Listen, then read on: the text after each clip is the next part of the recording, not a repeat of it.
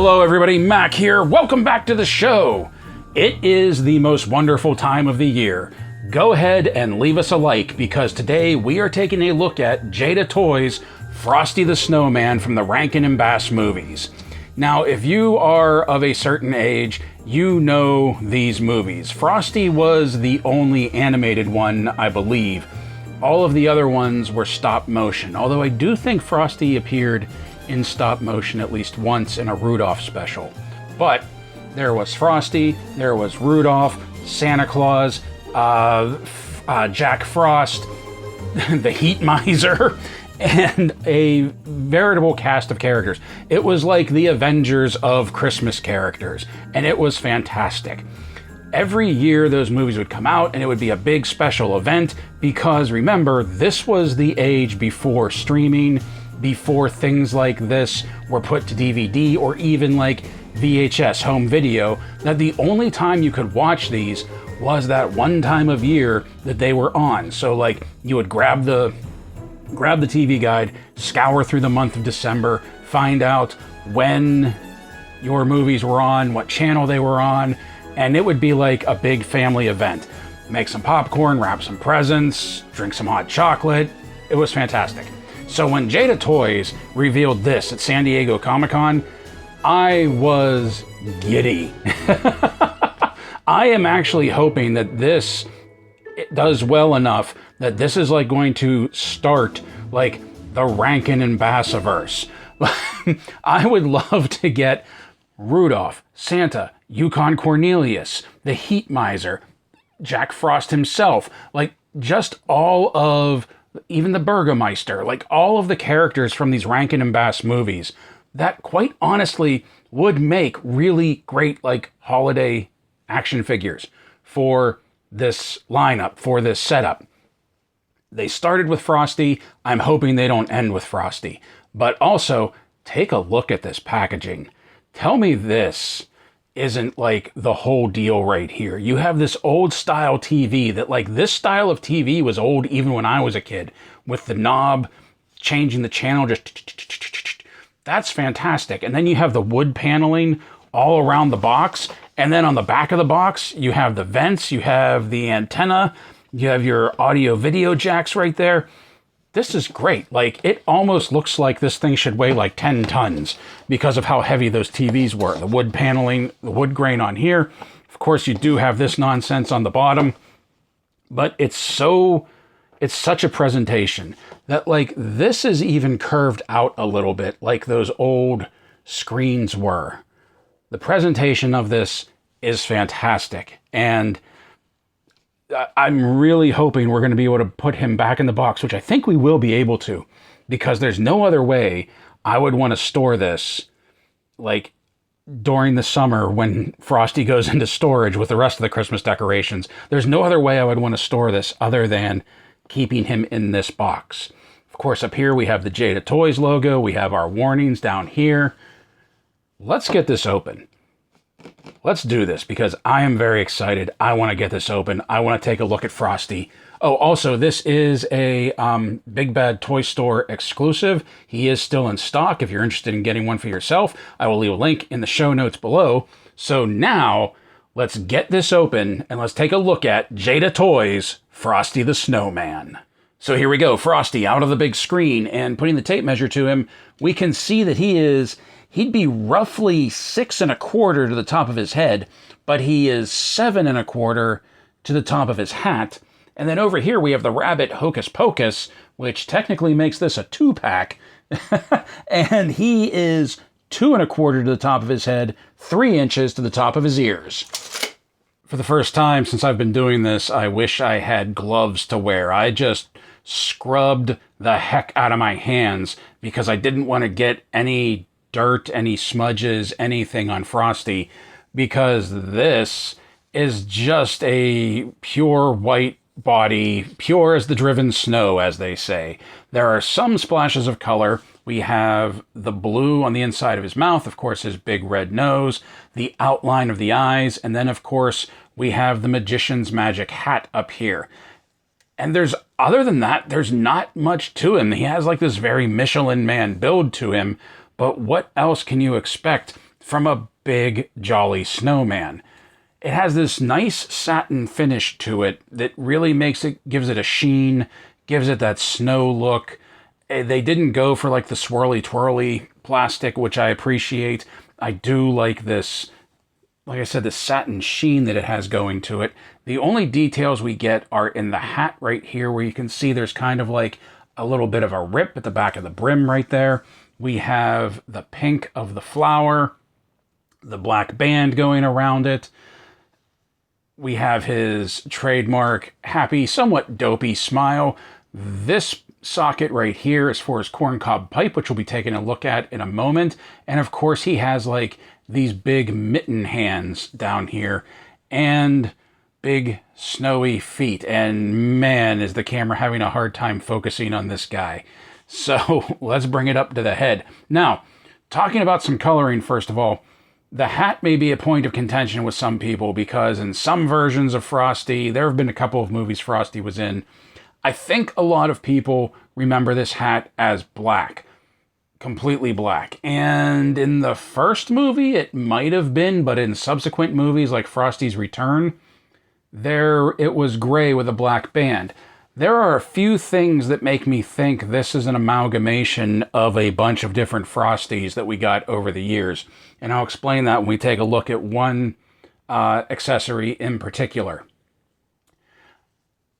There's not much to say about the sculpt. It's very smooth. It's very featureless, which is exactly what it needs to be.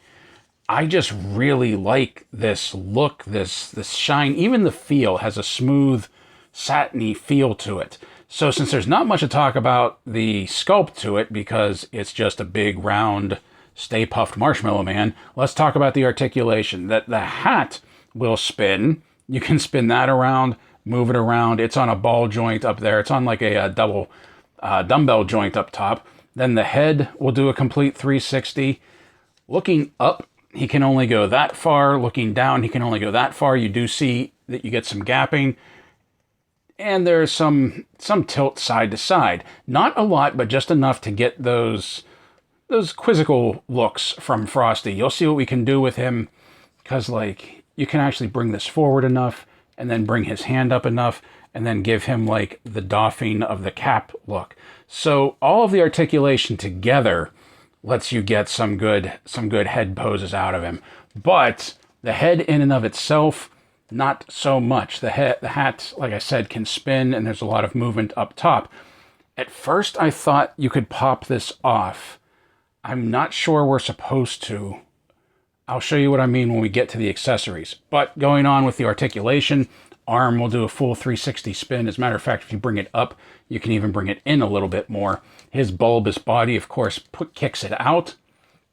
The arm can come up to 90 right there. No butterfly joint, no bicep swivel, single jointed elbow that brings it up to 90, hinge and swivel at the elbow. Now we also have a swivel and hinge at the wrist. The wrists hinge in and out. I believe they all do that. We will take a look at that once we look at his hand accessories. Not a whole lot of turning at the waist. This lower piece right here is a much softer plastic than the hard shell of his belly, so that when you turn it, it does bend, flex a little bit, but I don't feel like it's supposed to do that. You can't get a full 360 out of him. You can get him leaning back. Believe it or not, that's him leaning back a little bit. You can get him leaning forward very little. And you have some side to side going on, which is probably the best movement that he has at the waist. Coming down to the legs are an interesting piece. That's straight, forward, back, out to the side. That is the extent of the leg swivel. Obviously no knees. The ankles will rock back very well. Whoop, the legs kicked forward. The ankles rock forward, not so much. And there is a forward-facing pin for some rocker. And that is about it. Frosty is not one that you buy for articulation. You buy him because you like the way that he looks. Now, out of the packaging, Frosty comes with his pointing and cap doffing hand and this clenched fist. And now we go from mitten hands to hamburger helper with these open, relaxed hands. And then finally he comes with a pair of gripping hands. That this one with a smaller grip is meant to hold his broom, and then this larger one is meant to hold his corncob pipe, both of which we're going to be taking a look at very soon. In addition to other hands, he also comes with his secondary face portrait, which is obviously like his standard non-magical I haven't put the hat on yet look, which I dig that they included this. Now to get this on, you just have to pop that head off. You can see there is this giant dumbbell joint right there. And then you take this and just... Oh, that's a tight fit. Pop that on. Now, this is my first, I don't know if I would say it's a complaint, maybe a nitpick, but it's definitely something that I noticed. That they did a real good job of blacking out the eyes and making them like 2 lumps of coal that they took and just pushed into the snowman's head. But this is supposed to be a red button. And I know I'm nitpicking, I know that, but I feel like they could have changed that they could have popped this off and just put a flat red button on there just to make it a little bit more screen accurate. And yes, I know I'm talking about screen accuracy for Frosty the Snowman, but if you're going to go to the trouble of doing all of this, which does look fantastic, by the way, like you just stand him there and he's just a snowman. And I really love that. And you can also get the corncob pipe in there, which we're going to pull that out now and just see how that looks. That you have your snowman right there, and I really dig that. They could have made that a button. So the first accessory we're going to take a look at is his broom right here, and this is so cartoon. I just realized even if they don't make another Rankin and Bass, the colors, the sculpt, the look of this, he is going to go great with the Boss Fight Studios Garfield line once it starts. Oh, they need to bring out like a Christmas Garfield for that. But back to the broom. The broom here is a big chunk of plastic. This is a very heavy, heavy knob end to it. But I really, really like the look of it. The bristles right here sort of clumped together, but also breaking. Just the rope tied around to hold the broom together. This is definitely like an old world broom. I even love the texturing that they put down here for all the different bristles coming out. The crack in it right there. And then just like the wood, the basic wood of the handle. It would have been cool if they would have put a little bit of woodwork in here. But truthfully, they're mimicking a cartoon. And the cartoon didn't have that. So like it makes sense to me that they left it plain. Now this goes into this gripping hand, and honestly, it just slides in there. No problem. And there we go. The next thing we're going to take a look at is his corncob pipe right here. And this, like, look at the detail that they put into the corncob pipe. Hollow inside, so it is an actual pipe. And then like the mouthpiece, the stem right here, I forget what this part of the pipe this is, but that is a little bent, which is very true to the cartoon. I really like that. Flat on the bottom, but this can go one of 2 places. We can either put it in his mouth and he can carry it around like that, which he did often, or it fits just well into his hand right there, which, I mean, come on, look how charming that is. Look how cool that is. That, I mean, it's Frosty, for goodness sakes. Look at him. Love him. So now for when he's depowered, when he's unmagicked, when he's just a snowman, we do have this secondary hat right here. And it's a little bit different from the one that's on his head, the one that comes out of the box, that it's a little crinkled, a little beat up. You can see this is on a bit of a slant. The brim here is a little bent. This is the hat discarded. Now here's the thing. You have this ball socket deep in there, okay? And if you take a look at this one, there is a noticeable difference between the two. Even like this looks like it's fuller at the top than this one is. But the problem is, whenever I've tried to pop this hat off, the entire dumbbell joint comes off. And if you look in there, it doesn't look like this is meant to come out. And it's giving me a hard time. I could probably put some heat on that. As a matter of fact, I probably will, to try and get that dumbbell joint out. But no, it's not going to matter, because if you look at that, the socket is not even the same in there. So I'm not sure what the socket is for. This is obviously to just display with him when he's depowered. We can also use that for Hocus Pocus, which I will show you once we get to him. But I don't believe that they're meant to swap. I think when Frosty has the hat on, it always has to be this hat. Because you saw, even if we pop the dumbbell joint off, that socket is way too small for the ball joint that's in here. So the last of Frosty's accessories we're going to take a look at is his scarf right here. Now the scarf is wired. You can bend it to get it into some windblown poses, which is cool. I like that. It's also not clipped together or glued together or anything. If you wanted to, you could unravel this and straighten the scarf out and pose it on him in other ways. But I don't want to do that because, quite honestly, I don't think I would ever get it back as neat as they have it. As a matter of fact, I think I just screwed it up now. But for now, we're just going to leave it like this. Now, to get this on, all you have to do, pop the head off, put it on him,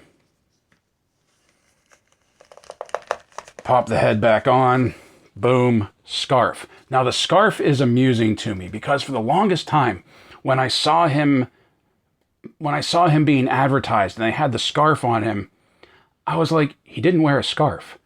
Why is there a scarf? And then I started thinking about it and I was like, but I do remember him wearing a red scarf. Like, is this a Mandela effect kind of thing?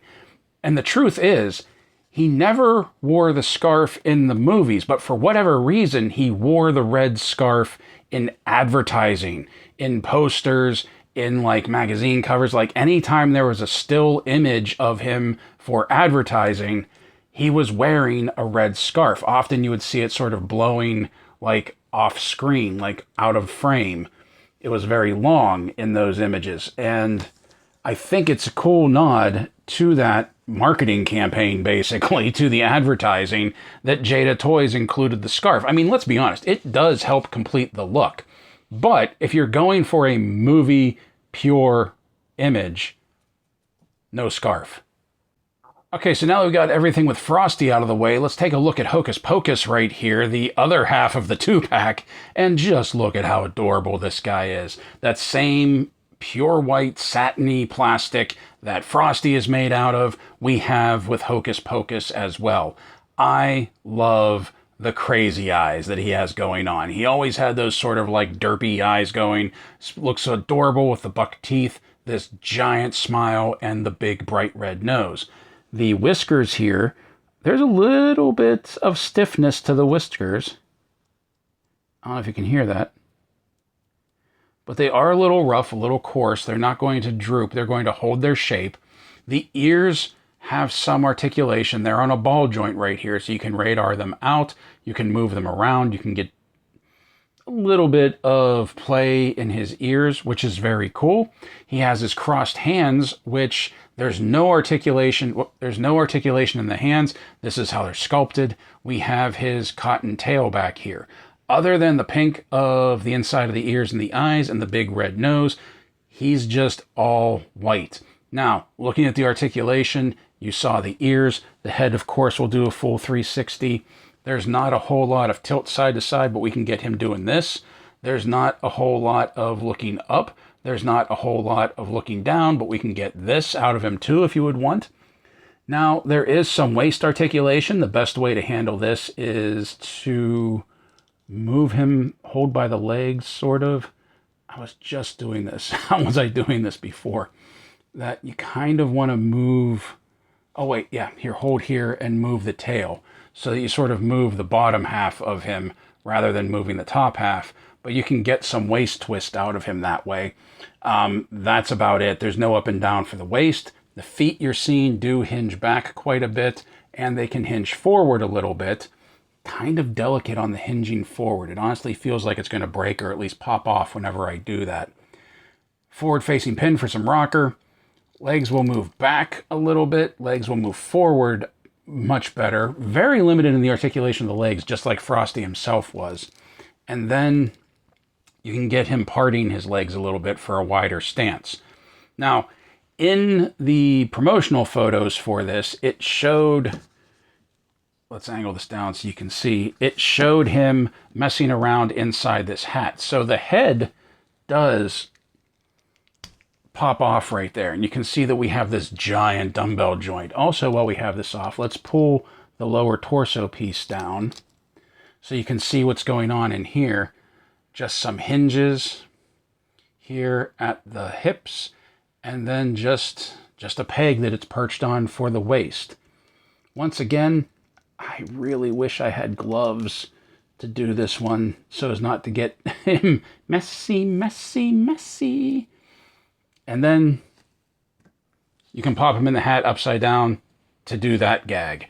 But you can also take the head and sort of just perch it there like he's just, like he's just popping up to have a look-see right there. So you have some options with Abracadabra here. I like, even though he doesn't have the best articulation, I do like that he has some movement. I do like that you can sort of part him apart to get some comedy, some comedic poses out of him with the hat that is off.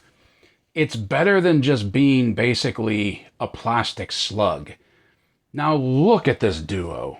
Like, this is adorable. How can you not love these two?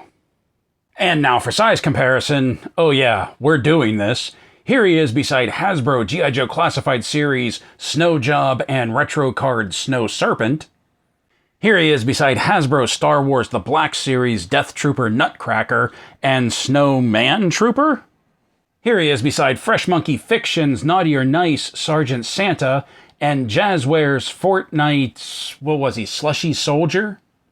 Here he is beside NECA Toys Dungeons & Dragons War Duke and Strongheart. And as always, here he is beside Shooter and me from the G.I. Joe Night Force. Look at this guy. How can you not love this guy? This is pure magic, pure happiness, just pure. Like, that's the only thing I can think of to describe Frosty. He was innocent, he was joyful, he was happy, he loved life, he had a love of life that, like, most real people don't have. When Jada made the announcement, when Jada debuted him at San Diego Comic-Con, I had to have him. I knew I had to have him. I knew I had to get my hands on him. I ordered him the day he went up for pre-order. I've been sitting on him for probably about a month now, and it has been so worth it. I really love this figure. I really love this character. It's not the most articulate piece that you'll have, but he's just fun.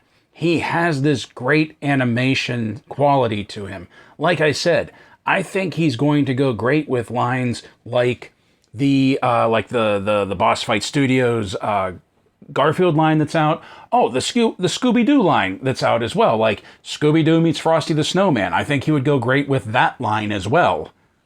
Pretty much any of the cartoon lines that are out there, like, he would go very well with. Like, the broom even has this animated quality to it. Like, this whole figure was a two-dimensional animation drawing, a two-dimensional animation cell that was brought into the real world and just given a third dimension. Like, it's so good. It's so good.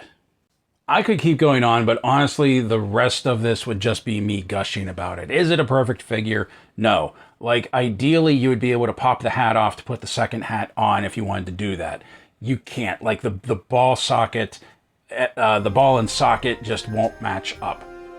I do, like, the one nitpick that I have is that, like, the depowered head sculpt should have a button nose instead of, like, that rounded red nose. Because there's not much to the figure, there's not much to complain about the figure. All of the paint apps, the ones that there are spot on. The rabbit has more articulation than what I was expecting. I was honestly expecting him just to be a plastic slug. I mean, even the corncob pipe. There was detail work in the corncob pipe.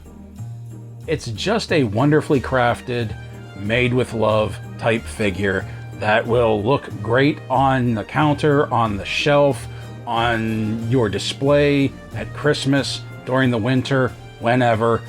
He is definitely going somewhere prominent in the living room on display once I'm done shooting this episode.